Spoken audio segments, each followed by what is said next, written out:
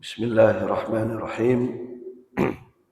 Assalamualaikum warahmatullahi wabarakatuh.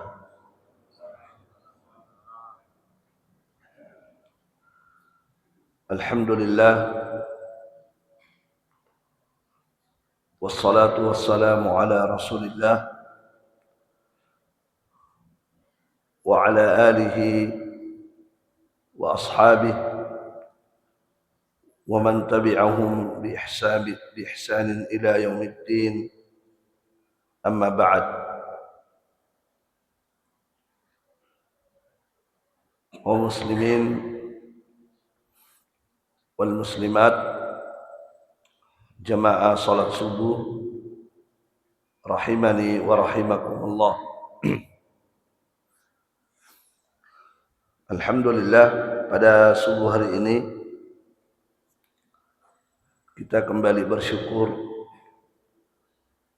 kepada Allah Subhanahu wa taala yang memberikan kemudahan dan pertolongan kepada kita semuanya sehingga kita bisa menunaikan kewajiban kita salat subuh berjamaah. Jamaah sekalian, pada subuh hari ini kita akan melanjutkan pembahasan kita mengkaji kitab Al-Usul Al-Thalatha karya Syekh Muhammad bin Abdul Wahhab rahimahullah. Daripada pertemuan sebelumnya kita sudah selesai membahas rukun iman. Yang pertama itu beriman kepada Allah Subhanahu wa taala. Selanjutnya Syekh Muhammad bin Abdul Wahhab rahimahullahu taala menyebutkan yang kedua, rukun iman yang kedua yang wajib diimani oleh setiap muslim dan muslimah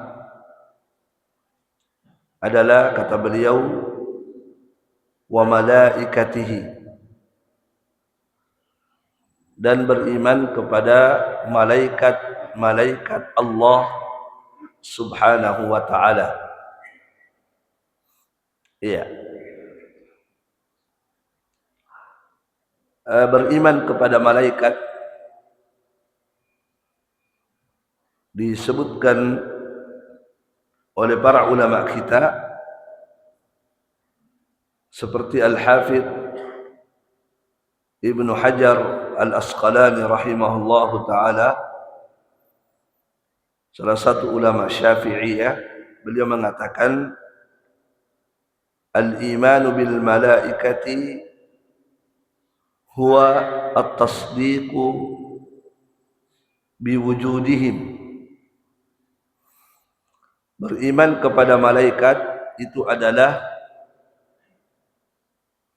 membenarkan adanya mereka, membenarkan adanya malaikat. Kita harus percaya, yakin bahwa malaikat itu ada. Itu maksudnya kita harus beriman kepada malaikat. Ini yang pertama, kita harus imani, yakini, percayai bahwa malaikat itu adalah ada. Dan malaikat itu berwujud, berfisik, berjasad. Karena ada sebagian orang mengatakan bahwa malaikat itu sebenarnya hanya semacam simbol saja, simbol-simbol kebaikan. Ya, sama dengan Dajjal. Sebagai orang mengatakan Dajjal itu sebenarnya tidak ada wujudnya. Tapi Dajjal itu hanyalah simbol-simbol saja, simbol-simbol keburukan. Begitu pula malaikat. Menurut sebagian orang, malaikat itu sebenarnya hanyalah simbol-simbol kebaikan. Adapun wujudnya, fisiknya itu sudah tidak ada. Nah, ini adalah akidah yang sesat dan menyesatkan. Karena malaikat itu ada fisiknya. Ya, berfisik, berjasad, berbentuk. Nah, bisa diraba, bisa dilihat. Ya kan? Itu malaikat. Baik.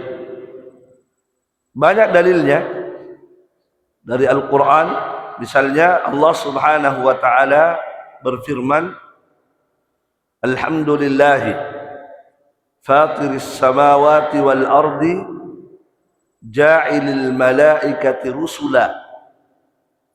Kata Allah subhanahu wa ta'ala, segala puji hanyalah milik Allah, ya, yang telah menciptakan langit dan bumi, dan juga menciptakan malaikat, ja'ilil malaika, menciptakan malaikat rusula sebagai utusan, sebagai utusan yang diutus oleh Allah subhanahu wa ta'ala untuk mengerjakan perintah-perintah Allah subhanahu wa ta'ala. Kata Allah, uli ajnihah. Kata Allah subhanahu wa ta'ala, ya, malaikat yang kami ciptakan ini itu memiliki sayap-sayap.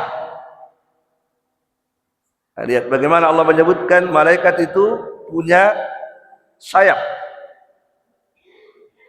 Nah, ini bedanya malaikat dengan manusia. Kalau manusia tidak ada sayapnya. Ya, kalau malaikat ada sayapnya malaikat. Allah ciptakan malaikat, mereka punya sayap. Mereka terbang.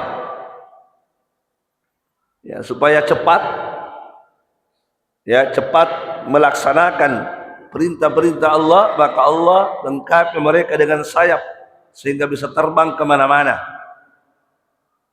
Kata Allah subhanahu wa ta'ala, mathna, ada yang sayapnya dua, ada malaikat yang sayapnya dua. Wa thulatha, ada malaikat yang sayapnya tiga. Wa ruba', dan ada malaikat yang sayapnya empat. Yazidu fil khalqi ma yasha, dan Allah menambah pada ciptaannya sesuai apa yang Allah inginkan. Nah, ini jelas sekali ayatnya bahwa malaikat itu ada, punya fisik, punya jasad, bahkan Allah mengatakan ada sayapnya.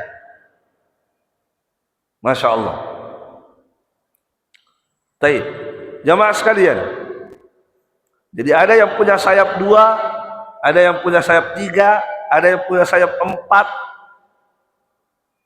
bahkan ada yang punya sayap berapa?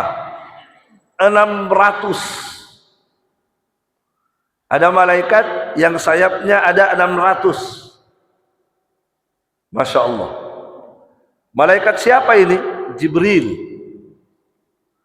Jibril sebagai malaikat yang termulia, malaikat yang terbaik, teragung dari seluruh malaikat yang ada, itu Allah subhanahu wa ta'ala ciptakan malaikat Jibril dengan sayap 600. Rasulullah sallallahu alaihi wasallam itu pernah melihat malaikat Jibril dalam bentuk aslinya 2 kali.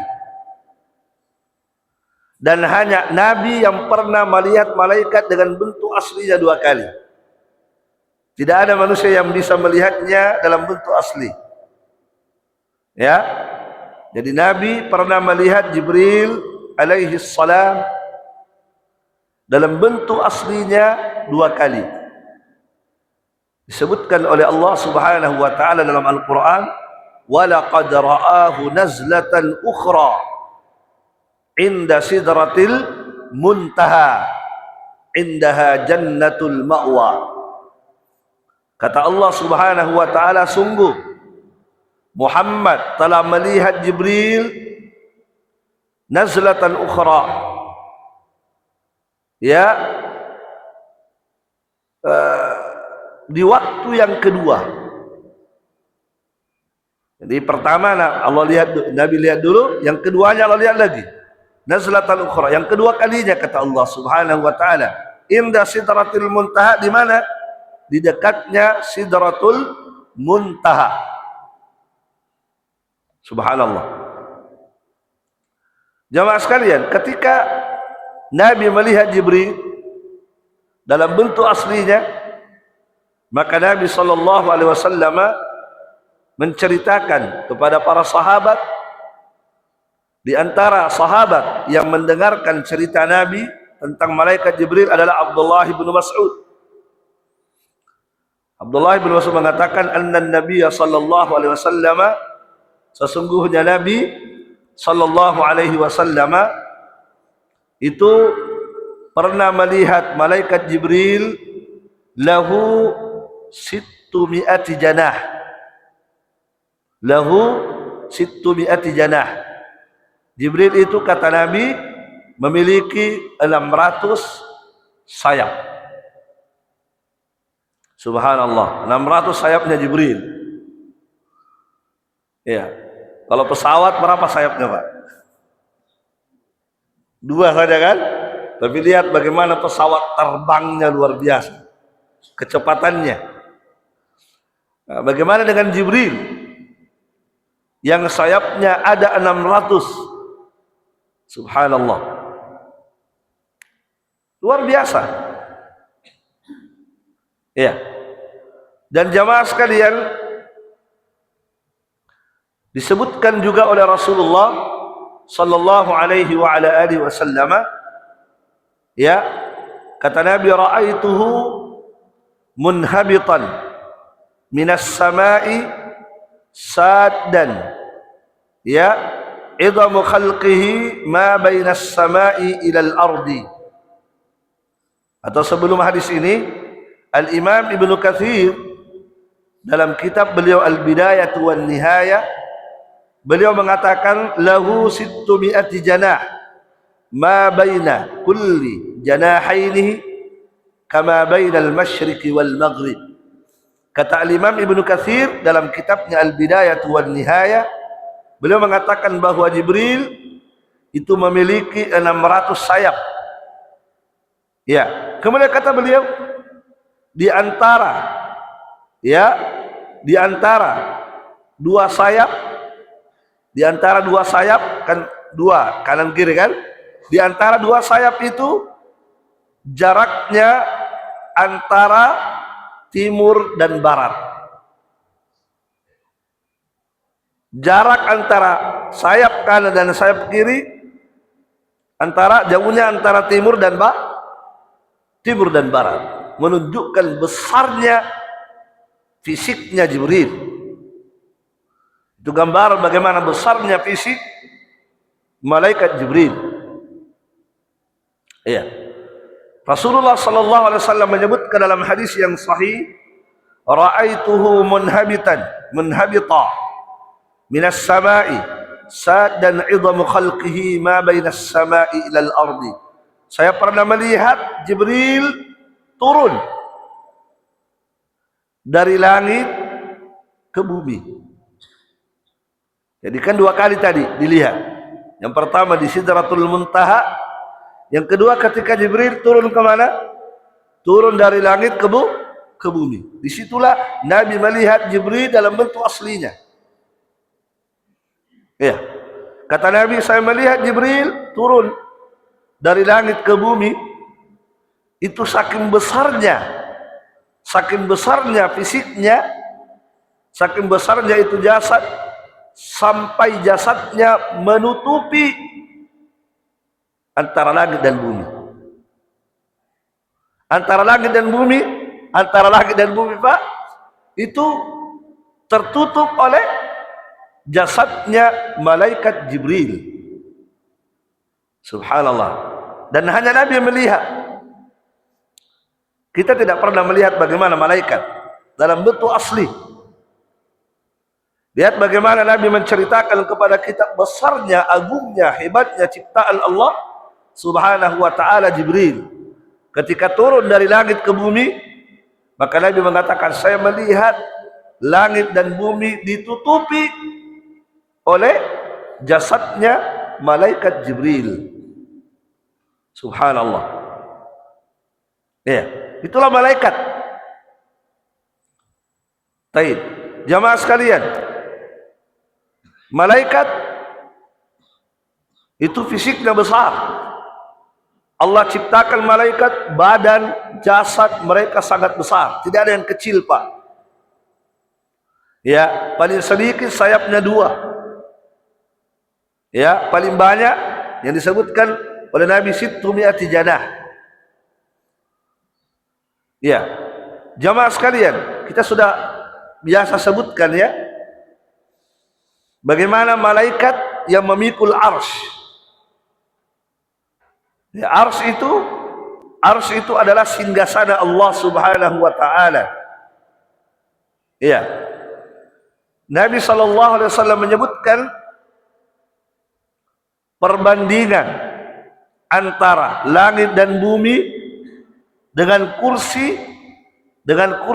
yaitu disebutkan dalam Al-Quran, wasi'a kursiyuhus samawati wal arda. Kursi salah satu makhluk ciptaan Allah Subhanahu wa ta'ala. Maka Nabi mengatakan perbandingan antara kursi dengan langit dan bumi itu seperti halqatil mulqah bi ardi falah, seperti cincin kecil yang dilempar di padang pasir yang luas. Maka langit dan bumi ini hanya seperti cincin kecil, Pak, ya, yang dilempar di padang pasir yang luas. Padang pasir yang luas itulah kursi, besar sekali, luas sekali. Maka bumi dan langit tidak ada apa-apanya, kecil bumi dan langit itu, Pak, kalau dibandingkan dengan kursi. Kemudian perbandingan antara kursi dengan arsy seperti itu juga. Jadi kursi itu hanya seperti cincin yang dilempar di padang pasir yang luas. Maka kursi itulah cincin, sementara arsy itulah padang pasir yang luas. Besar sekali itu arsy. Dan tidak ada makhluk yang Allah ciptakan yang paling besar yang mengalahkan arsy.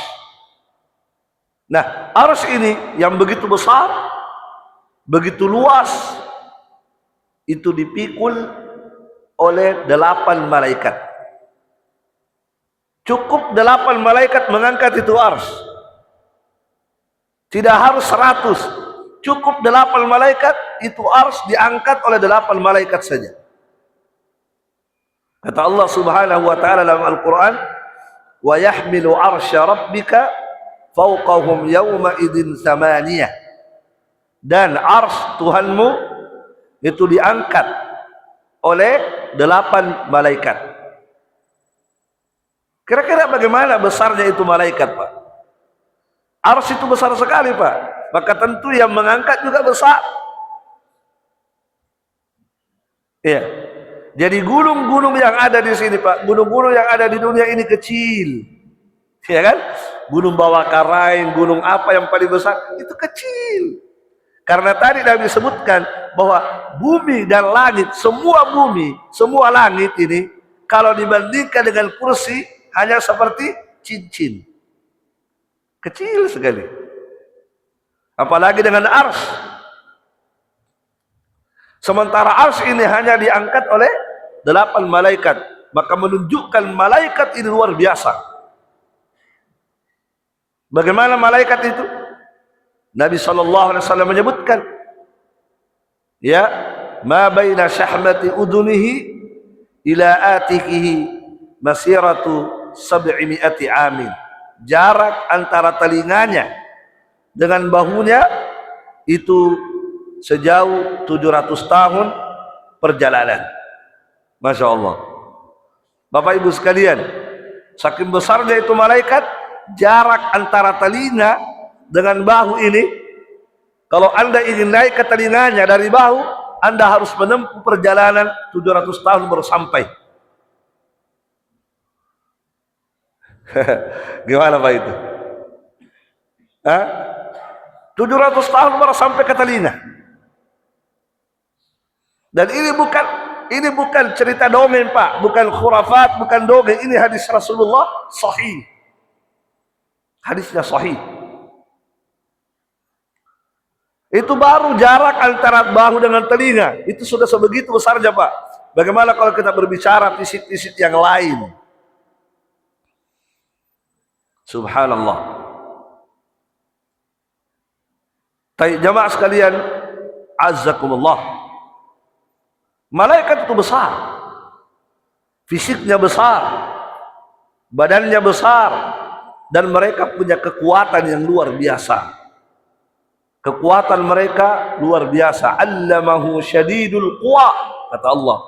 Allamahu syadidul quwa. Ya, taib. Syadidul quwa, malaikat yang sangat kuat. Syadid, malaikat yang sangat kuat. Ya, telah mengajari Nabi Muhammad sallallahu alaihi wa ala alihi wasallam. Itulah malaikat. Jamaah sekalian, malaikat ini diciptakan dari apa? Malaikat diciptakan dari apa? Diciptakan dari cahaya. Kalau jin diciptakan dari api. Kalau manusia diciptakan dari tanah. Kata Rasulullah sallallahu alaihi wa ala alihi wasallam dalam hadis Muslim, khuliqatil malaikatu min nurin. Para malaikat diciptakan oleh Allah Subhanahu wa taala dari cahaya. Wa khuliqatil jan, dan para jin diciptakan oleh Allah Subhanahu wa taala dari api yang berkobar-kobar. Dari api yang berkobar-kobar. Nah, jamaah sekalian, itulah sebabnya kenapa malaikat itu semuanya hanya kebaikan. Tidak ada malaikat yang buruk, yang jelek, tidak ada. Semua malaikat itu bagus. Tidak ada yang bermaksiat. Kenapa? Karena mereka diciptakan dari cahaya. Makanya malaikat itu luar biasa. Tidak ada satupun malaikat yang bermaksiat kepada Allah Subhanahu wa taala. Malaikat itu adalah hamba-hamba yang taat, patuh. Mereka tidak pernah membangkang. Mereka tidak pernah sombong. Itu malaikat. Iya. Kenapa? Karena Allah ciptakan mereka dari cahaya. Beda dengan jin. Kalau jin itu kebanyakan mereka buruk. Hanya sedikit di antara jin itu yang baik. Kebanyakan jin itu buruk. Sedikit saja di antara mereka yang bagus. Ada juga yang bagus jin. Ada yang muslim, ada yang soleh, tapi lebih banyak jin itu buruk, jelek. Kenapa? Karena dasarnya mereka diciptakan oleh Allah dari api yang berkobar-kobar. Dan api itu biasanya merusak. Api umumnya merusak, walaupun kadang-kadang memberikan manfaat. Begitulah jin. Adapun malaikat, Masya Allah. Kata Allah Subhanahu wa taala tentang malaikat, ya, kata Allah, la yastakbiruna an ibadatihi wa la yastahsirun. Mereka tidak pernah sombong beribadah kepada Allah, wa la yastahsirun, dan mereka tidak pernah capek beribadah. Tidak ada capeknya. Yusabbihuna al-laila wan nahara la yafturun. Mereka para malaikat itu senantiasa bertasbih siang malam dan tidak pernah bosan. Tidak ada bosannya, tidak ada capeknya. Yusabbihuna al-laila wan nahar la yafturun.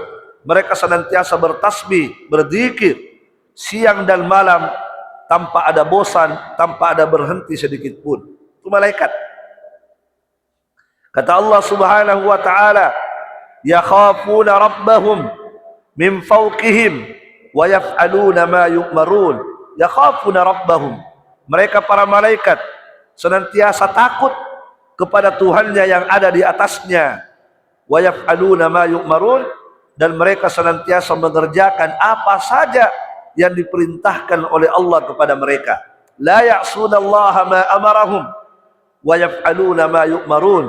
Kata Allah, mereka tidak pernah bermaksiat. Mereka tidak pernah bermaksiat. Mereka tidak pernah melanggar.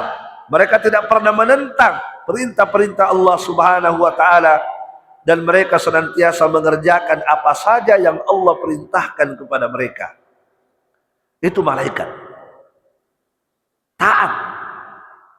Tidak pernah mereka membangkang. Iya, kerjaan mereka beribadah. Tiada bosannya, tiada hentinya, tiada lelahnya. Bahkan Al-Imam Ibnu Katsir itu menyebutkan bahwa di antara malaikat, Ibnu Katsir menyebutkan di antara malaikat yang diciptakan oleh Allah Subhanahu wa taala, ada yang sujud semenjak diciptakan langit dan bumi. Dia sudah sujud. Sampai sekarang belum diangkat kepalanya. Coba Pak. Malaikat ada yang Allah ciptakan. Malaikat ini sujud kepada Allah dari mulai Allah ciptakan langit dan bumi sampai sekarang. Malaikat ini belum mengangkat kepalanya. Masih sujud. Dan kata beliau, malaikat ini itu tidak akan mau mengangkat kepalanya kecuali nanti ketika terjadi hari kiamat, baru dia angkat kepalanya. Subhanallah. Kuatnya itu sujud. Kalau kita Pak, berapa lama sujud? Mampu sujud? Luar biasa tuh malaikat. Mereka itu sangat senang sujud, suka sujud. Malaikat itu identik, ibadahnya malaikat itu identik dengan sujud. Senang dengan sujud. Kenapa? Karena sujud itu ibadah yang paling agung. Bapak Ibu sekalian, sujud itu ibadah yang sangat agung. Iya. Makanya tidak boleh manusia sujud kepada yang lain, hanya boleh sujud kepada Allah. Kenapa? Karena sujud ibadah yang paling agung dalam Islam. Makanya sujud hanya boleh untuk Allah, tidak boleh sujud kepada manusia.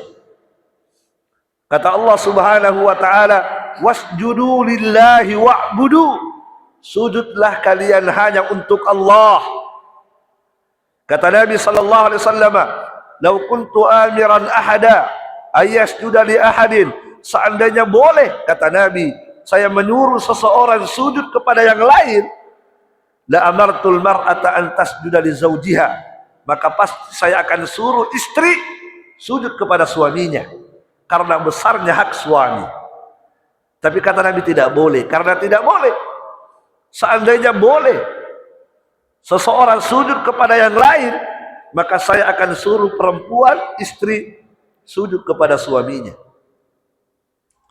Kenapa? Sujud itu ibadah. Maka tidak boleh kita sujud di depan kiai. Tidak boleh kita sujud di hadapan siapa, tidak boleh. Haram, bahaya. Para sahabat ingin sujud di depan Nabi, marah Nabi, tidak boleh. Ketika sahabat ingin sujud di depan Nabi, ingin mencontoh orang-orang Persia, orang-orang Romawi sujud di hadapan rajanya, kata Nabi tidak boleh. Nabi ucapkan itu hadis, seandainya boleh saya menyuruh orang sujud kepada yang lain, saya akan suruh istri sujud kepada suaminya. Seandainya boleh, tapi kan tidak boleh. Kenapa? Karena sujud adalah ibadah. Hanya Allah yang berhak mendapatkan ini ibadah.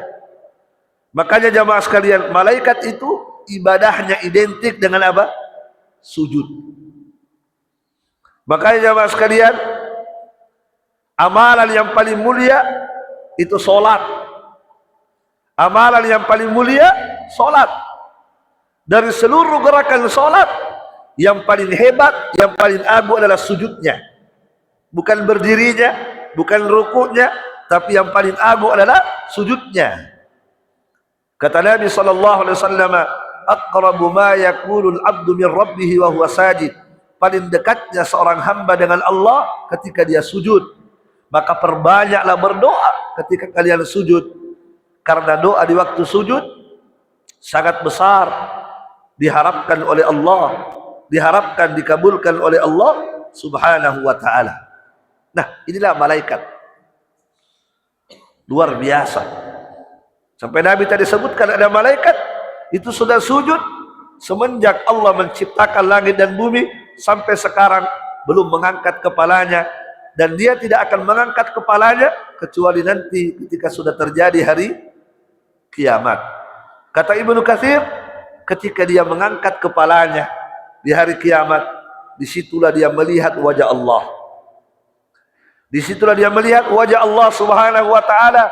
Ketika dia melihat wajah Allah, maka para malaikat mengatakan subhanak. Malaikat mengatakan subhanak, ma abadnaka haqqa ibadatik. Maha suci engkau ya Allah, sungguh kami belum beribadah kepadamu dengan sebenar-benar ibadah. Ya, Masya Allah. Apa kata malaikat, Pak? Maha suci engkau ya Allah, subhanak. Maha suci engkau ya Allah, sungguh kami ini belum beribadah kepadamu dengan ibadah yang sebenarnya. Padahal mereka sudah sujud, Pak, bertahun-tahun. Mereka sudah sujud beribu-ribu tahun, bahkan mungkin beratus ribu tahun. Tapi mereka menganggap bahwa ibadah yang mereka lakukan kepada Allah masih sedikit, tidak ada apa-apanya, Pak. Sementara kita ini manusia, apa ini manusia ini? Tidak sujud tapi sombong. Baru sujud sudah pamer, oh saya tadi malam sudah sholat malam. Menganggap dirinya, saya sudah cukup ini, sudah cukup untuk masuk surga, sudah banyak bisa ibadahku. Dia tuh malaikat. Kita kalau sujud, Pak, setengah jam sujud Allah ngapain? Ya tidak.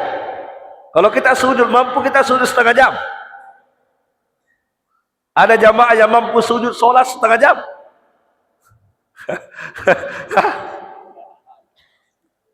Ada ustaz tapi tidur ki. Tidak ada yang sanggup. Ini malaikat sujud bukan setengah jam, Pak. Dari Allah ciptakan langit dan belum lahir, malaikat sudah sujud. Sampai sekarang, sampai hari kiamat. Tapi bersamaan dengan itu, malaikat menganggap diri mereka belum ada apa-apanya beribadah kepada Allah subhanahu wa ta'ala. Itulah malaikat. Ya. Nabi SAW menyebutkan,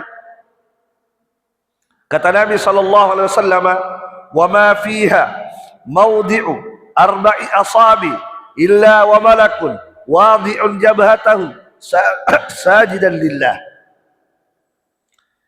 Kata Nabi SAW,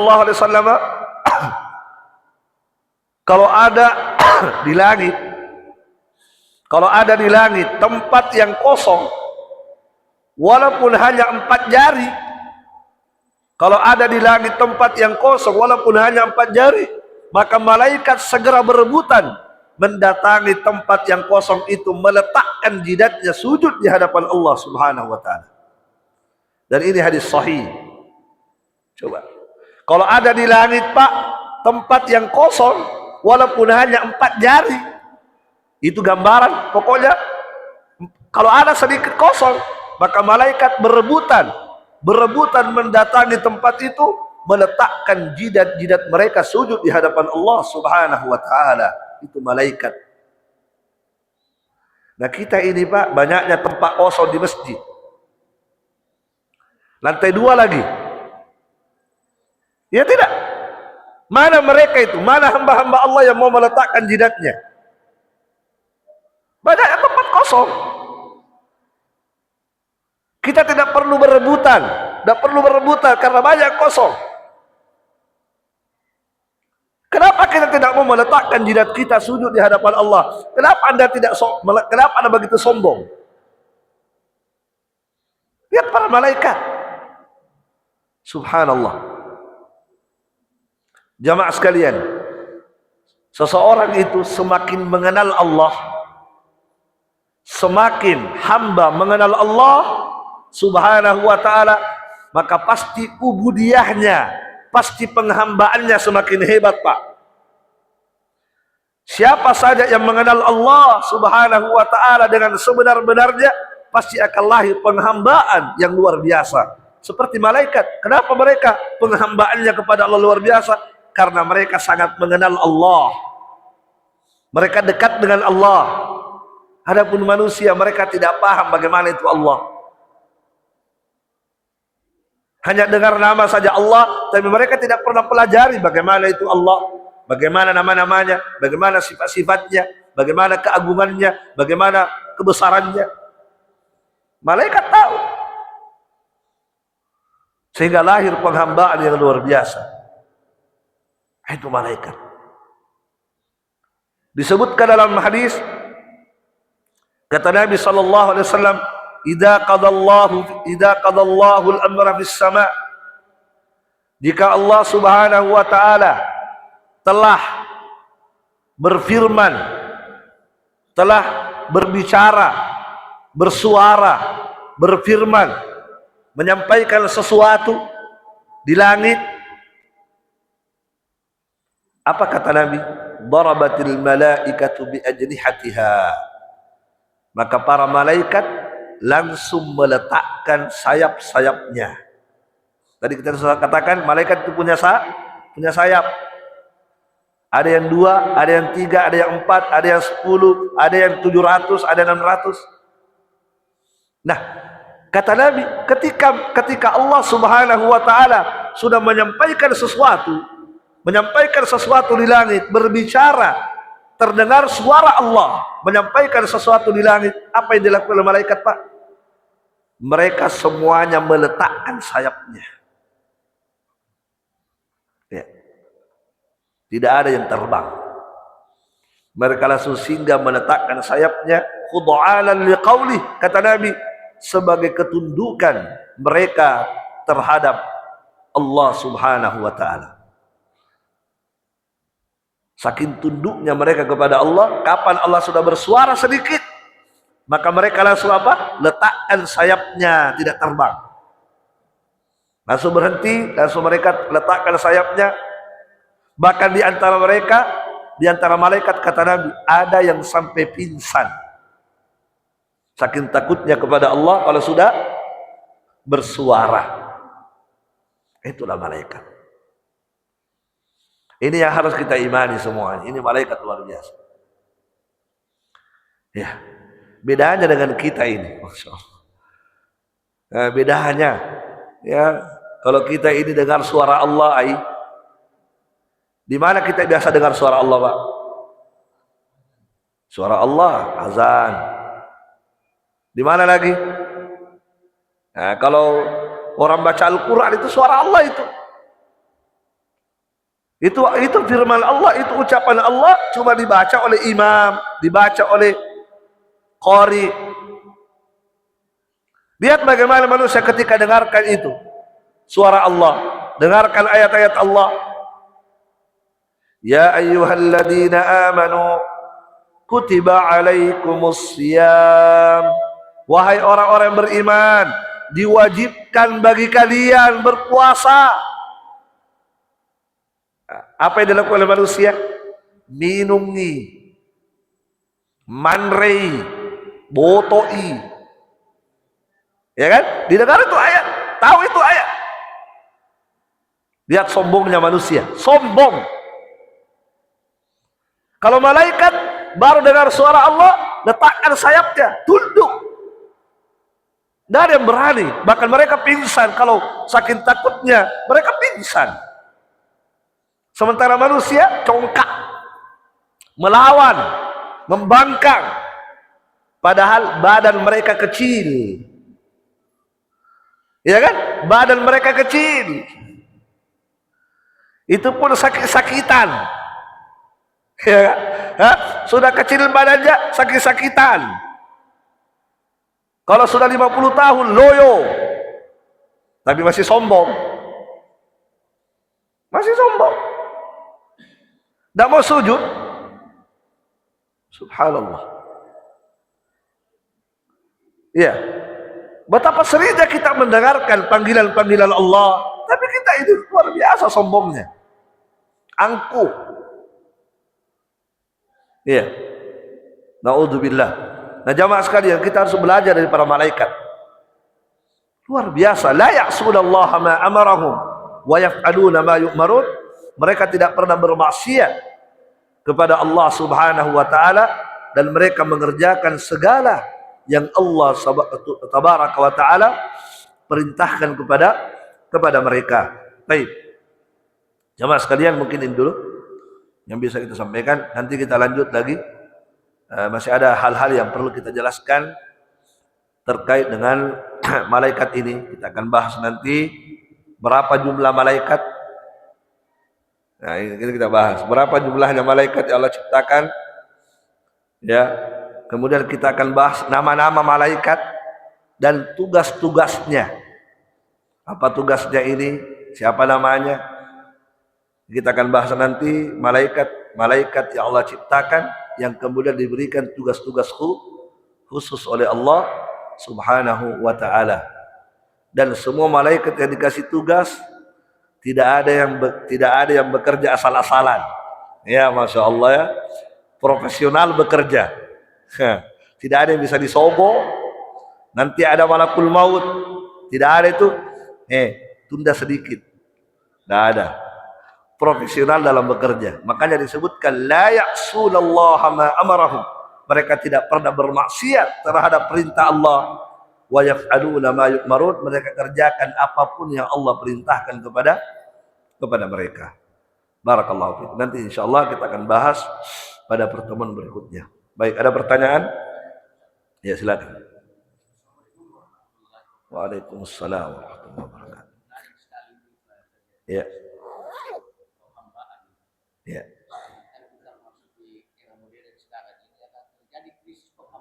Ya.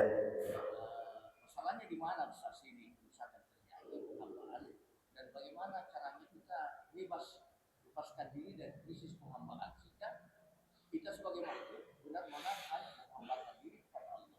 Ya. Bagaimana solusi ini? Ya, jadi memang betul kita saat ini sangat krisis terhadap penghambaan kepada Allah Subhanahu wa taala. Padahal Allah menciptakan kita untuk menghambakan diri, kan? Wa ma khalaqtul jinna wal insa illa liya'budun. Tidaklah aku menciptakan jin dan manusia kecuali untuk beribadah kepadaku, menghambakan diri kepadaku.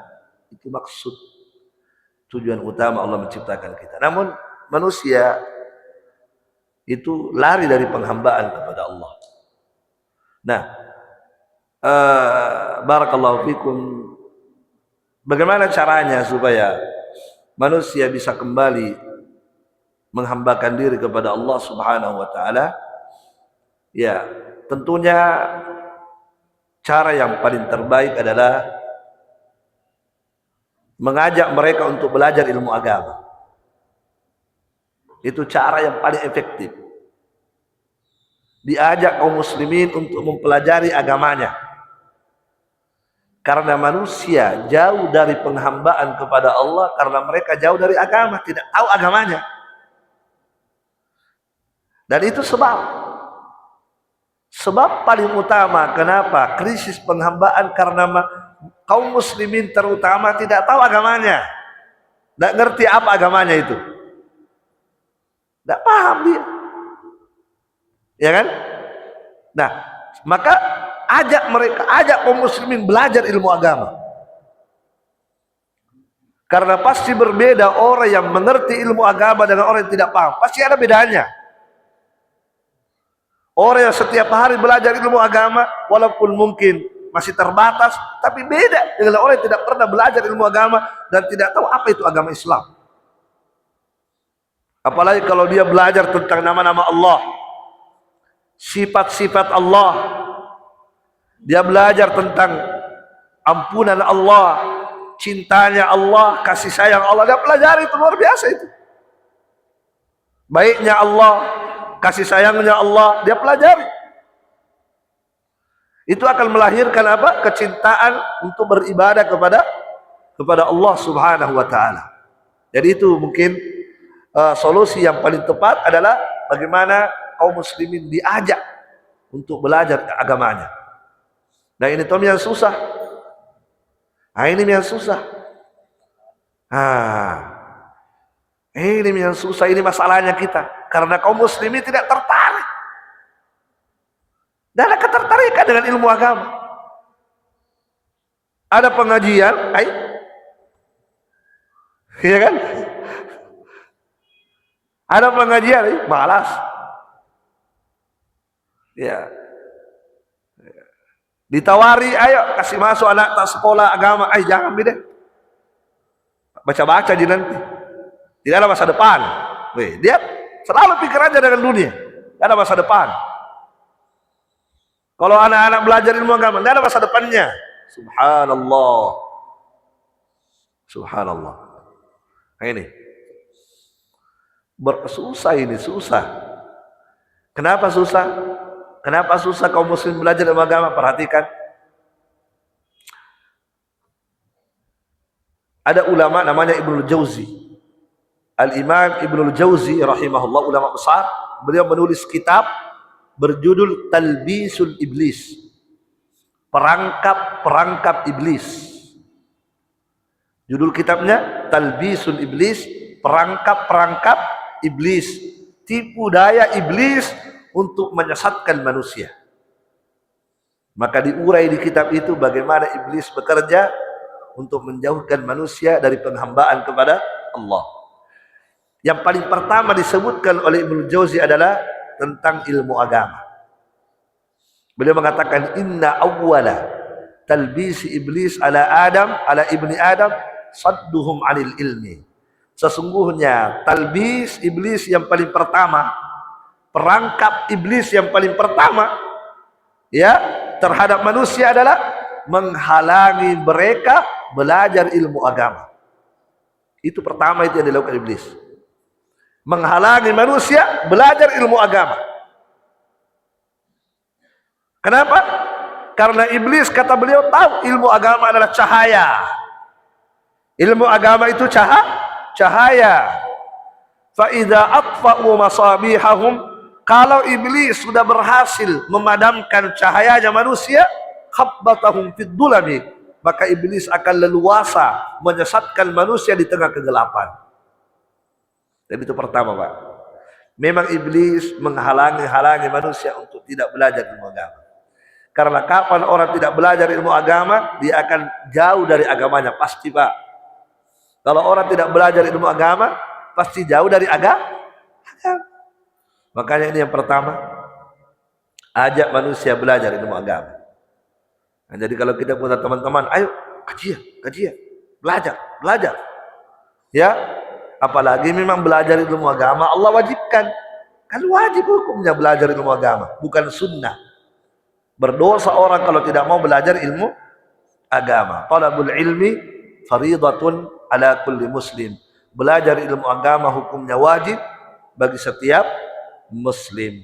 Nah, jadi kita harus sisihkan waktu kita setiap hari atau ya setiap pekan untuk mendengarkan ayat-ayat Allah, mendengarkan hadis-hadis Rasulullah sallallahu alaihi wasallam agar semakin bertambah penghambaan kita kepada Allah Subhanahu wa taala. Dan saya yakin, Pak, pasti kita merasakan bagaimana manfaatnya belajar ilmu agama. Pasti kita rasakan semua sebelum kita belajar ilmu agama dan setelah kita mulai belajar ilmu agama. Ada perubahan itu, yakin. ada perubahan pada diri kita, ada perubahan pada keimanan kita kepada Allah Subhanahu wa taala. Baik. Ya, masih ada? Ya, satu lagi.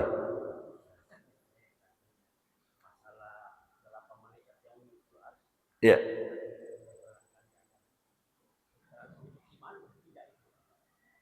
Ya, Masya Allah. Ya. Baik, di mana berpijak itu malaikat? Ya, wallahu alam, di mana berpijaknya? Tidak tahu. Wallahu alam. Karena tidak ada berita juga kita dapat.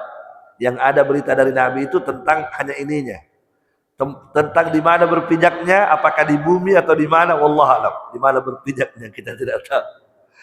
Ya, yang jelasnya Nabi hanya menggambarkan kepada kita tentang besarnya itu malaikat, yang Nabi sebutkan hanya bahu dengan telinganya. Itu. Adapun kakinya di mana atau ada wallahu a'lam, tidak tahu. Wallahu a'lam. Ya. Adapun ada satu juga makhluk ciptaan Allah yang tidak kalah besarnya dengan malaikat. Nabi sebutkan. Ya, ada Nabi katakan ada ayam. Jadi ada satu ayam jantan yang Allah ciptakan. Ya, tapi kita tidak lihat itu ayam. Tidak tahu di mana juga. Tapi Nabi sebutkan bahwa ada satu ayam jantan yang Allah ciptakan. Ayam ini kata Nabi, maraqat rijlahul arda. Kakinya menembus, menghunjam sampai ke dasar bumi. Jadi bukan di atas bumi kakinya, menancap sampai ke bawah. Kakinya itu. Bumi berapa lapis? 7 lapis bumi. Sudah ada yang bisa menggali bumi sampai lapis bawah.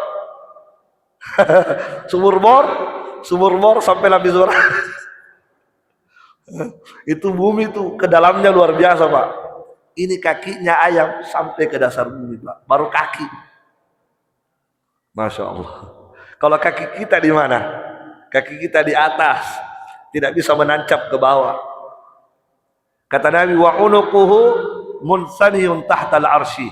Lehernya itu ayam itu merunduk di bawah arsy. Jadi lehernya itu ke atas, melewati langit pertama, langit kedua, langit ketiga, langit ketujuh. Di atasnya langit ketujuh ada apa?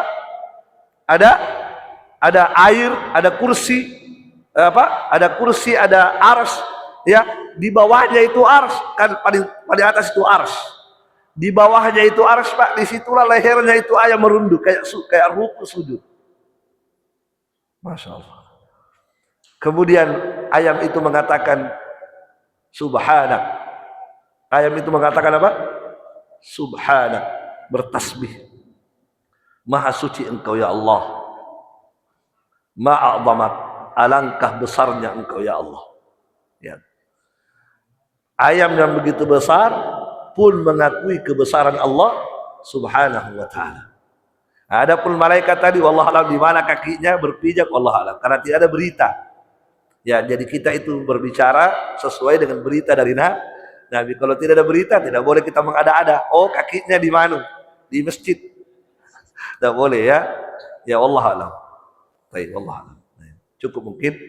Subhanakallahumma bihamdik, asyhadu an la ilaha illa anta, astaghfiruka wa atubu ilaik. Wassalamualaikum warahmatullahi wabarakatuh.